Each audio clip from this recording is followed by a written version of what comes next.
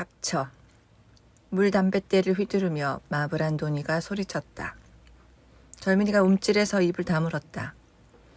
노인 하나가 임시 순경 마놀라카스 쪽으로 허리를 구부려 속삭였다. 자네 아저씨가 열받았구먼. 저 손에 걸리면 갈기갈기 찢기고 말지. 어이구 불쌍한 것. 하느님, 저 불쌍한 년에게 자비를. 참 안 들을리요. 당신도 저 과부 꽁무니를 졸졸 따라다닌다는 걸 아는데 왜 이래요? 창피하지 않소? 마놀라카스가 대꾸했다. 내 말 들어보게. 오 하느님, 그녀에게 자비를. 자넨 요새 마을에서 태어나는 아이들이 어떤 애들인지 아는가? 과부에게 복을. 저 여자는 마을 전체 애인이라고 해도 될 걸세. 불을 끄고 마누라를 품고 있어도 자꾸만 저 여자 생각이 나는 걸 어쩌겠나. 잘 듣게나. 바로 저 여자 덕분에 요새 우리 마을에서 쓸만한 애들이 태어나는 거라네. 한동안 입을 다물었던 안드룰리오 영감이 다시 중얼거렸다. 저 계집을 감싸는 허벅지에 복이 있을지어다. 내가 마브란도니 영감의 아들 파블리처럼 20살밖에 안 됐다면 얼마나 좋을꼬. 저 여자 좀 보게. 도망치는 저 꼴 좀 보라지.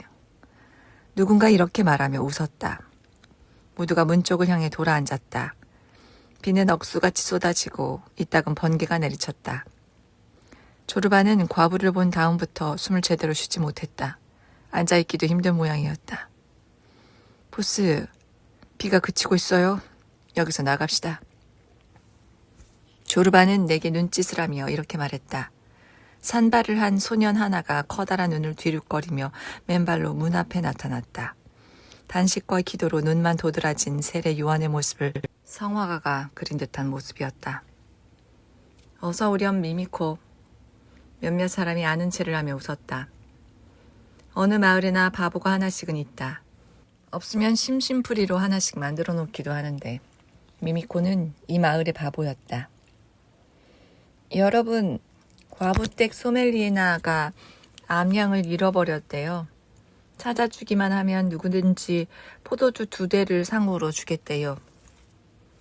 미미코가 개질 같은 목소리로 더듬거렸다. 나가, 꺼지란 말이야. 마브란도니 영감이 소리를 지르자 미미코는 겁에 질려 문 옆에 웅크리고 앉았다. 앉아라 미미코. 여기 앉아서 라키술이나 한잔 하거라. 그래야 감기 안 걸려. 미미코가 불쌍했던지 아나그노스티 영감이 이렇게 말했다. 바보가 없다면 우리 마을이 재미없을 거야. 그때 물기 어린 푸른 눈을 한 건달 같은 젊은이가 문 앞에 나타났다. 이마에 찰싹 달라붙은 머리카락에서는 물방울이 뚝뚝 떨어지고 숨은 턱끝까지 차 있었다. 파블리, 이리 와서 앉아. 마놀라카스가 그를 불렀다. 마브란도니 영감은 아들을 보고 인상을 찌푸렸다.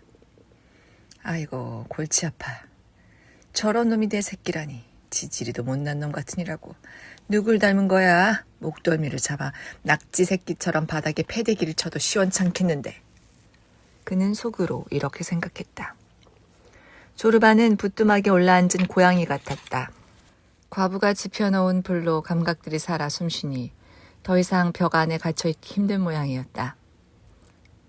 보스, 나갑시다. 나가자고요. 여기 더 있다가는 터져버리겠어요. 조르바가 또 졸라댔다. 그에게는 구름이 걷히고 해가 난 걸로 보이는 모양이었다. 저 과부는 누구요? 조르바가 카페 주인을 돌아보며 무심하게 물었다. 씨바지 안말이라오. 콘도 마놀리오가 대답했다. 그는 손가락을 입에 대고 조용히 하란 신호를 보내면서 마브란도니 영감을 곁눈질했다. 마브란도니는 다시 바닥에 눈길을 주고 있었다. 씨앗 말이지. 하지만 죽고 싶지 않거들랑 저 여자 이야기는 그만합시다. 콘도 마놀리오가 중얼거렸다. 자, 이만 실례하지요. 집으로 가야겠소. 파블리, 따라와. 마브란도니 영감이 일어서서 물 담배통을 잠그며 말했다. 그는 아들을 데리고 가버렸다. 두 사람이 우리 앞을 지나 빗속으로 나가고 마놀라 카스가 그 뒤를 따라갔다. 콘도 마놀리오가 마브란도니가 앉았던 의자에 앉더니 속삭였다. 소리가 너무 작아 옆 사람들에게 들리지도 않을 정도였다. 불쌍한 영감 같으니라고. 제 영감은 화병으로 죽을지도 몰라요. 집안에 큰일이 닥쳤거든. 어젯밤에 내 귀로 똑똑히 들었어요. 파블리가 지 아비한테 저 여자를 아내로 맞지 못하면 난 죽어버릴래요. 이랬거든. 그래도 저 환양녀는 파블리를 쳐다도 안 본대요. 집에 가서 코나 닦으라고 했다나 봐요. 가요. 조르바가 또 보챘다. 과부에 대한 말이 나올 때마다 미칠 지경이 되는 모양이었다. 닭이 울기 시작하고 빗줄기는 조금 약해진 듯 보였다. 그럼 갑시다. 내가 일어섰다. 미미코는 구석에 있다가 나와서 우리를 따라왔다. 자갈길이 빛나고 비에 젖은 문은 시커맸다. 조그맣고 나이든 노파들은 달팽이를 주우려고 바구니를 들고 나왔다. 미미코가 내게 다가와서 팔을 잡았다. 담배 한 대만 줍쇼.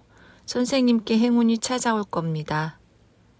내가 담배를 주었더니 미미코는 햇볕에 그을리고 앙상한 손을 다시 내밀었다. 불도 주셔야지요. 나는 불을 주었다. 미미코는 연기를 깊이 들이마셨다가 눈을 감은 채 콧구멍 가득 뿜어냈다.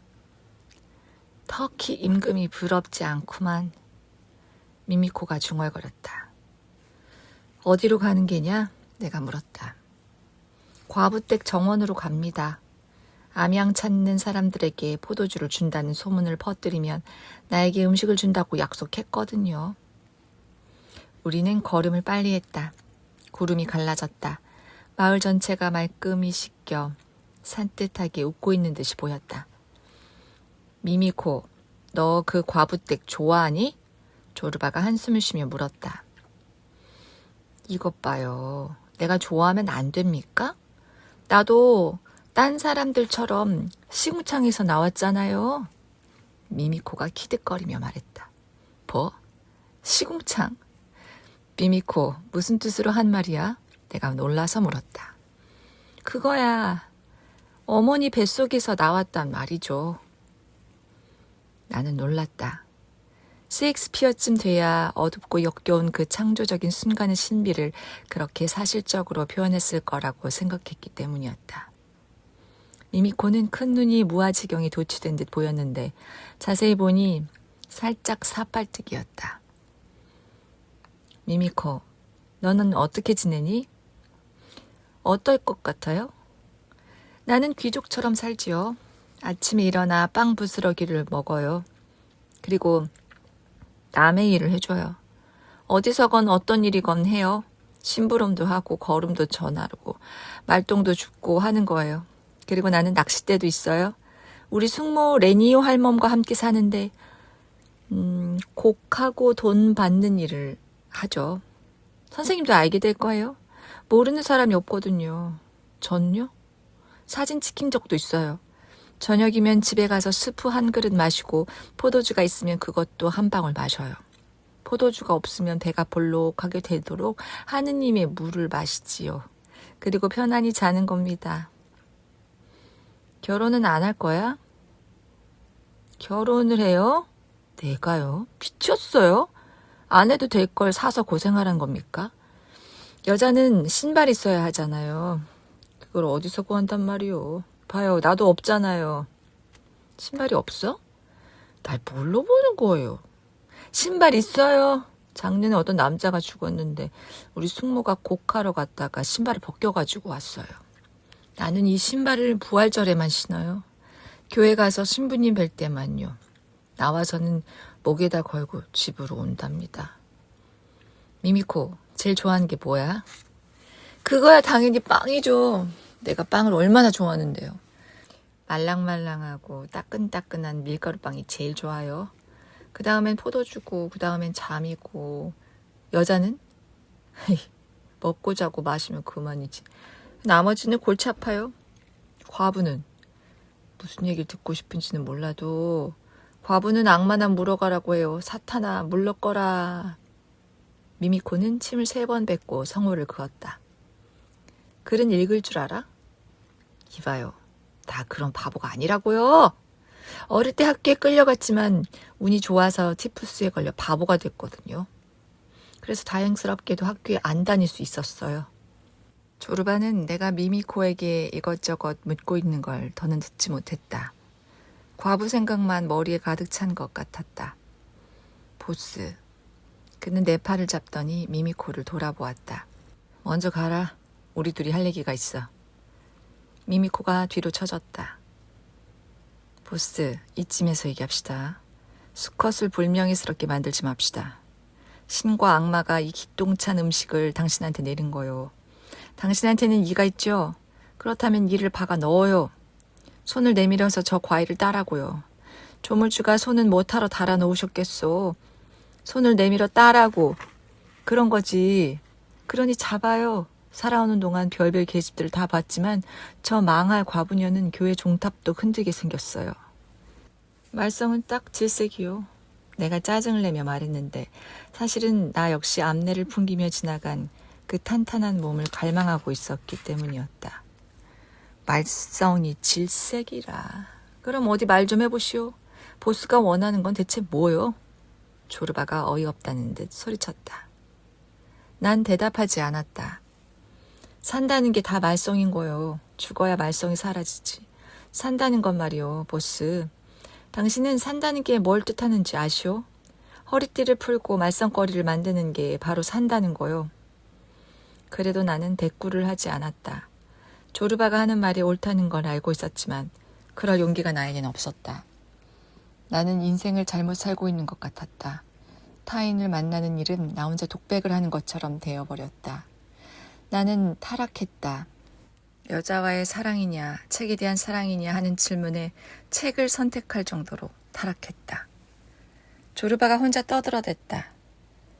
보스, 계산하지 말아요.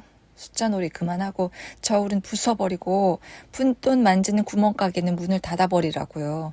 당신 영혼은 구제냐 파멸이냐 하는 갈림길에 서 있다니까요. 보스, 내 말 좀 들어요. 손수건을 꺼내서 거기다 2, 3파운드를 싸요. 되도록 금화로 해요. 펜은 반짝이지 않거든요. 그걸 미미코 편에 과부한테 보내는 거예요. 과부에게 선생님께서 안부를 모르시면서 이 손수건을 보내셨습니다. 비록 하찮은 거지만 사랑은 크다고 하셨습니다. 그리고 선생님께서 암양일랑 걱정하지 말라고 하셨어요.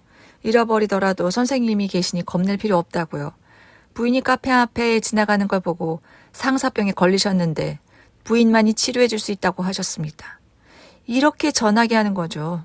이런 게 바로 기회라고요. 쇳불도 단김에 빼랬다고 같은 날 밤에 보스가 문을 두드리는 거예요. 가서 과부에게 길을 잃었다고 하는 겁니다. 어두워서 그러니 등불을 빌려달라고 부탁하는 거죠. 아니면 갑자기 어지러워서 그러니 물을 좀 달라고 해도 좋겠죠. 제일 좋은 방법은 암양 한 마리를 사서 끌어다 주는 거고요. 그리고 이렇게 말하는 겁니다. 부인, 여기 부인께서 잃어버린 암양이에요. 제가 암양을 찾았답니다. 그러면 과부는 잘 들어요, 보스. 과부는 상을 주려고 할 거예요. 들어가요, 보스. 내가 당신 뒤에 타고 있으면 말을 탄 채 천국으로 들어갈 수 있는데. 보스는 다른 천국을 찾는 모양인데 말이요. 그런 거 없어요. 신부가 하는 말은 믿지 마시오. 미안하지만 그런 건 없소. 과부집 정원 가까이 온 모양이었다. 미미코가 한숨을 쉬며 더듬대는 목소리로 노래하는 소리가 고슬프게 들렸다. 술안주는 밤이 제격, 호두에는 꿀이 제격, 계집애는 사내놈에게, 사내놈은 계집애에게. 조르바가 앞으로 나서며 콧구멍을 벌렁거렸다가 걸음을 멈추고 숨을 깊이 들이마셨다. 그는 내 눈을 빤히 들여다보며 어때요? 하고 물었다. 그만해요. 조르바가 초조하게 기다렸지만 나는 차갑게 대답했다. 조르바는 고개를 저으며 내가 알아듣지 못할 말을 중얼거렸다. 오두막으로 돌아와 그는 다리를 꼬고 앉아 산투르를 무릎 위에 놓은 채 고개를 숙이고 깊은 생각에 잠겼다. 가슴에서 울려나오는 수많은 노래를 듣고 그 중에서 제일 아름답고 처절한 노래를 고르려는 것 같기도 했다. 그리고 마침내 골랐는지 가슴이 미어지는 곡을 연주하기 시작했다. 이따금씩 그는 나를 흘낏거리며 바라보았다.